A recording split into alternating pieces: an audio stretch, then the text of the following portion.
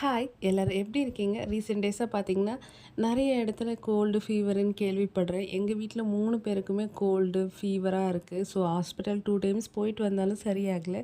So வீட்லயே கஷாயம் போட்டு குடிக்கலான்னு எல்லாருக்கும் கஷாயம் போட்டு குடிச்ச பிறகு ஓரளவுக்கு ரிலீஃப் ஆயிட்டு வந்துட்டுருக்கோம். ஸோ அன்னைக்கு மார்னிங்கே கஷாயம் குடிச்சிட்டு, பிரேக்ஃபாஸ்ட் வந்து இட்லி, தேங்காய் சட்னி தான் செஞ்சிருந்தேன். சாப்பிட்டு முடிச்சுட்டு ஒரு டீ போட்டு குடிச்சு கொஞ்சம் ரிலாக்ஸ்டா உட்காந்துட்டுருந்தேன். நான் கிராசரி ஆர்டர் பண்ணது வந்திருந்தது. எல்லாமே செக் பண்ணி பார்த்து எடுத்து வச்சுட்ருந்தேன்.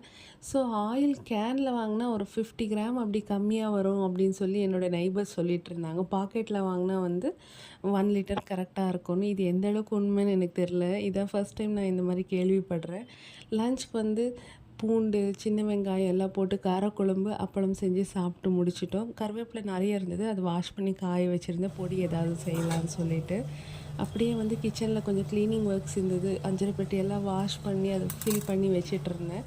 இந்த ஸ்பூன் நான் ஆன்லைனில் பார்த்துருந்தேன். பார்க்க ரொம்ப அழகா இருந்தது. ஸோ ஆர்டர் பண்ணியிருந்தேன். அந்த அளவுக்கு குவாலிட்டியாக இல்ல. ப்ரைஸ்க்கு ஒர்த்து தான் நான் சொல்லுவேன். பார்க்க ரொம்ப க்யூட்டாக இருந்தது. ஸோ ஈவினிங் வந்து ஹஸ்பண்ட் பாப்பாவுக்கு டாய்ஸ் வாங்கிட்டு வந்து கொடுத்துருந்தாங்க. அப்படியே ஸ்நாக்ஸ் வாங்கிட்டு வந்திருந்தாங்க. சாப்பிட்டுட்டு அப்படியே கொஞ்சம் பார்க்கில் நடந்துட்டு இருந்தோம் ரிலாக்ஸ்டாக. மார்க்கெட்டுக்கு போய் கொத்தமல்லி, புதினா, தக்காளி, வெங்காயம் வீட்டுக்கு தேவையான பொருளெல்லாம் வாங்கிட்டு வந்திருந்தோம். தக்காளி 10 ருபீஸ் கேஜின்னு கேட்குறப்போ ரொம்ப ஹாப்பியாக இருக்குது. ரீசெண்ட் டேஸாக பார்த்தீங்கன்னா, வெஜிடபிள்ஸ் எல்லாம் கொஞ்சம் ரீசனபிள் ப்ரைஸில் இருக்கிற மாரி எனக்கு ஃபீல் ஆகுது. ஸோ நைட் வந்து சிக்கன் வாங்கிட்டு வந்து பிரியாணி செஞ்சு சாப்பிட்டோம். இப்படி தான் எங்கள் டே போச்சு. உங்களுக்கு இந்த வீடியோ பிடிச்சிருந்தா லைக் பண்ணுங்கள், ஷேர் பண்ணுங்கள்.